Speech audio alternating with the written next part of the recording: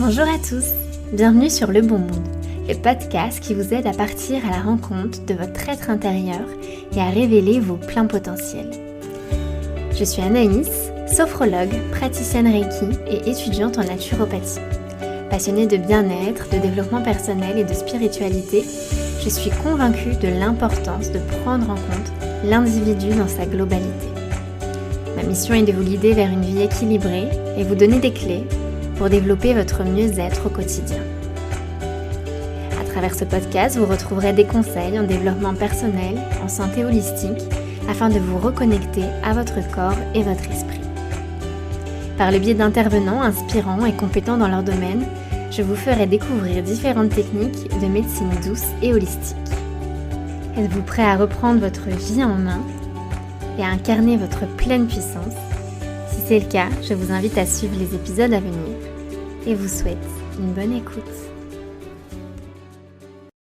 Bonjour à tous, je vous retrouve aujourd'hui dans ce 4e épisode de podcast pour vous parler du pouvoir de la loi de l'attraction, ce lien direct entre nos pensées et la réalité. C'est vraiment un concept qui me plaît beaucoup et dont je suis convaincue à 100%. Dans cet épisode, on parlera d'abord du concept en lui-même, des autres outils qui existent et qui se basent sur la pensée positive, et ensuite les étapes pour manifester la loi de l'attraction dans sa vie. Pour commencer, je vais vous définir ce qu'est la loi de l'attraction. C'est se concentrer sur des pensées positives pour attirer à soi des expériences positives dans sa vie. Par exemple, si je veux une entreprise prospère, il suffit que je le manifeste, que j'entretienne des pensées positives à ce sujet-là. Dit comme ça, ça peut paraître simple, sauf que pour que la loi de l'attraction fonctionne vraiment, il faut aligner ses pensées avec ses émotions et ses actes. Pour obtenir ce que l'on veut, il faut qu'en fait notre vibration personnelle, vibre avec la vibration de notre souhait. Par exemple, se répéter tous les jours « j'ai confiance en moi »,« je vais réussir », mais ne pas y croire du tout, ça ne changera rien. C'est vraiment important de comprendre que tout est énergie et plus vous vous répéterez des choses négatives du type « j'ai pas confiance en moi »,« je n'y arriverai pas », de toute façon ça ne fonctionnera pas. Plus en fait vous conditionnez votre inconscient et plus ces choses vous arriveront. Alors que si vous manifestez du positif, je crois en mon projet, je suis capable. Plus ce positif s'ancre dans votre inconscient et plus vous aurez de chances de l'attirer à vous. Notre ego va souvent dire « mais non, c'est pas de ma faute si j'ai eu cet accident-là. Non, c'est pas de ma faute si j'attire les mauvaises âmes à moi. » Je suis désolée, au risque de vous heurter, mais oui, vous l'attirez. Inconsciemment certes, mais vous l'attirez. Peut-être en nourrissant des pensées, des sentiments, qui ne vous permettent pas d'attirer du positif. Et une fois que vous comprenez ça, vous avez tout compris. Avant de passer au comment manifester la loi de l'attraction dans sa vie, je voulais brièvement vous parler d'autres outils qui rejoignent la loi de l'attraction. Tout d'abord en sophrologie, un des grands principes est celui de l'action positive. La sophrologie, c'est une méthode qui a fait ses preuves et qui se concentre uniquement sur les expériences positives de la personne pour l'amener vers un mieux-être. Donc en fait, tout ce qui va être négatif, on ne va pas le revivre. On va se servir uniquement du positif. Une autre méthode également qui rejoint un peu cet aspect-là, c'est la méthode Coué, qui est à l'origine d'ailleurs de la pensée positive et qui invite à pratiquer l'autosuggestion. La méthode en fait va utiliser notre inconscient pour intégrer des idées positives d'amélioration. Selon cette méthode, il suffirait de se répéter une 20aine de fois matin et soir une phrase, positive évidemment, pour qu'elle fasse son chemin dans notre inconscient. Je pense au Reiki aussi, à l'énergétique, où en fait nous avons des symboles pour attirer à soi certaines choses et des techniques énergétiques avec répétition d'affirmations positives. Donc en fait, vous avez d'autres méthodes qui existent et qui sont là en fait pour vous permettre d'attirer l'abondance dans votre vie. Il est temps maintenant de passer au vif du sujet et comment appliquer la loi de l'attraction dans tous les domaines de notre vie en 5 étapes. La première étape est de ne pas demander quelque chose, mais faire comme si j'avais déjà cette chose et de le ressentir pleinement. En fait, pour manifester quelque chose, il ne suffit pas de le demander. Vous pourrez être tenté par exemple de dire « je veux mon Audi A1 ». Vous pouvez vous le répéter tous les jours, mais ce n'est pas ça la manifestation. La manifestation, c'est se dire « j'ai mon Audi A1 » et faire comme si cette voiture était déjà la vôtre. Pensez à sa couleur, à ses finitions. Et lorsque vous entrez, lorsque vous êtes dans votre Clio 2, je dis une Clio 2, mais ça peut être autre chose, attention. Essayez par la force de votre esprit et de votre imagination de vous dire que vous êtes dans votre Audi A1 et de ressentir les choses comme si vous y étiez. Écoutez votre corps, vos émotions positives et tout ce que ça vous procure.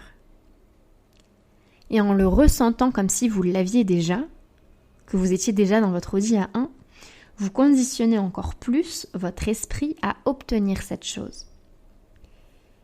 Souvent, très souvent même, quand nous n'obtenons pas ce que l'on veut, on peut très vite être déçu, on se décourage, on doute de nous-mêmes et ça amène des pensées négatives. Dans ce cas-là, essayez d'accepter les choses et de remplacer ce sentiment de déception par une foi inébranlable. Autorisez-vous de croire en ce que vous voulez vraiment. En 3 mots, demandez, croyez et recevez. La deuxième étape, c'est la visualisation. Un outil qui aide vraiment bien d'ailleurs à ce pouvoir de visualisation, c'est le Vision Board. Je ne sais pas si vous en avez déjà entendu parler, c'est en fait un montage d'images qui vous inspire et qui retranscrit un peu tous les objectifs que vous souhaitez atteindre.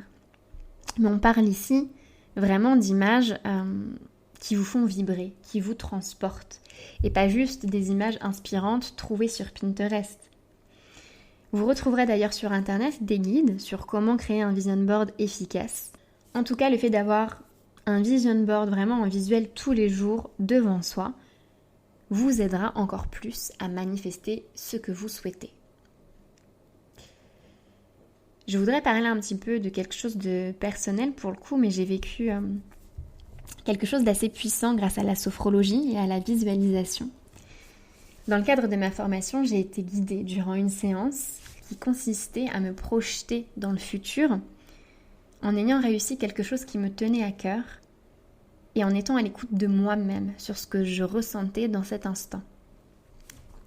Et je peux vous dire que cette séance, je m'en rappellerai, je crois, toute ma vie parce qu'elle m'a profondément bouleversée, positivement, attention. Je me suis vue en fait avoir réalisé cet objectif et j'ai ressenti toutes les sensations de satisfaction, de fierté, d'épanouissement, d'accomplissement, vraiment comme si j'y étais. C'était quelque chose de très fort, clairement j'ai eu des larmes mais de bonheur.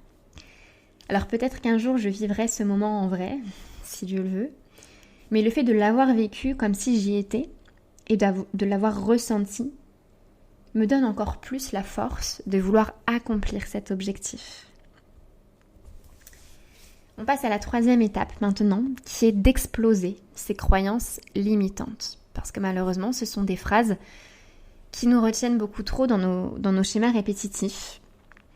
On se juge énormément, nous-mêmes. On se flagelle beaucoup. Je ne suis pas assez forte. Je suis trop mince, trop grosse.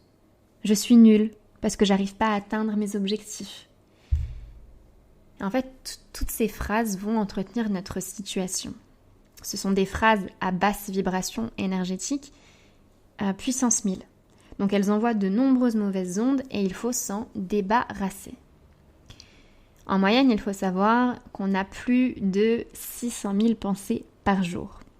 Donc ça serait bien trop compliqué de chercher à toutes les contrôler, ça n'est pas possible. D'ailleurs, les statistiques montrent que 80% de nos pensées quotidiennes sont négatives. et que 95% sont répétitives. C'est énorme et c'est même beaucoup trop. Si vous ne pouvez pas effectivement contrôler ces 600 000 pensées par jour, il y a une chose en revanche que vous pouvez contrôler, ce sont vos émotions. Car toutes vos pensées provoquent vos sentiments. Tout ce à quoi vous pensez tous les jours, tout ce que vous ressentez va créer votre avenir, votre futur. Alors entretenons des pensées positives pour obtenir des émotions positives également dans notre vie. Quelque chose qui va venir du coup contrer ces croyances limitantes, c'est les affirmations positives qui vont clairement exploser les croyances limitantes. Ce sont vraiment de petites bombes d'énergie et qui permettent instantanément d'éliminer toute pensée négative. Pour le coup, les affirmations positives, elles, entretiennent des énergies de haute vibration. Donc certaines règles sont à appliquer pour qu'une affirmation positive soit efficace. Tout d'abord, la phrase doit être concise, avoir un objectif clair et précis. La phrase ne doit pas comporter 2 sujets différents. Elle doit être faite au présent et utiliser le pronom « je ».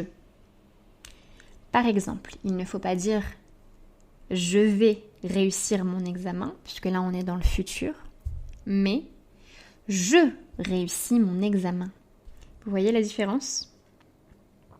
Il faut aussi utiliser le bon verbe dans votre phrase et éviter les verbes à consonance un peu incertaine, du type « je cherche »,« j'essaie ». Ces verbes-là, on les oublie.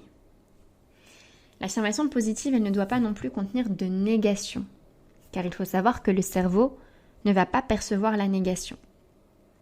Donc il ne faut pas dire par exemple « je ne mange plus de sucreries », mais « je suis libérée de mon addiction aux sucreries ». Je ne sais pas si vous percevez un petit peu cette différence. En tout cas, essayez le pouvoir des affirmations positives parce qu'elles sont puissantes. Vous vous collez un post-it sur votre miroir, ça vous force à voir cette phrase tous les jours et à vous la répéter. La 5e et dernière étape, c'est de pratiquer la gratitude. En étant reconnaissant de ce que vous avez déjà aujourd'hui et en mettant tout en œuvre pour vous sentir bien, ces sentiments sont le message que vous envoyez à l'univers. Plus vous vous sentez bien, plus vous remerciez pour votre vie et plus vous attirerez des choses positives pour vous élever encore plus. Donc prenez le temps de vous poser avec vous-même, écrire si besoin. C'est ce qu'on appelle le journaling. Vous pouvez écrire par exemple « Je suis si heureux et reconnaissant d'avoir » 2 petits points. Et vous faites la liste de toutes ces choses pour lesquelles vous êtes reconnaissant. C'est peut-être d'avoir vos proches près de vous, parfois de choses très simples, d'avoir reçu un sourire dans la journée, d'avoir pu profiter d'un bon repas. Essayez vraiment de pratiquer la gratitude au quotidien pour remercier ce que vous avez déjà. Voilà donc pour ces 5 étapes sur comment manifester la loi de l'attraction dans sa vie. Je vous invite vraiment à l'essayer, mais tout en sachant qu'il n'existe pas de règle sur quand vous obtiendrez ce que vous souhaitez. Ça peut être 3 jours, 3 mois, 3 ans, peut-être même plus. Mais l'essentiel, c'est de toujours y croire et de ne surtout pas lâcher vos intentions. On se pollue tellement au quotidien avec des choses négatives, on se pollue l'esprit avec le stress, etc. On se sentirait tellement mieux dans notre corps si on entretenait des pensées positives. En tout cas, n'hésitez pas à me dire ce que vous pensez de cette loi de l'attraction, du pouvoir de la pensée positive.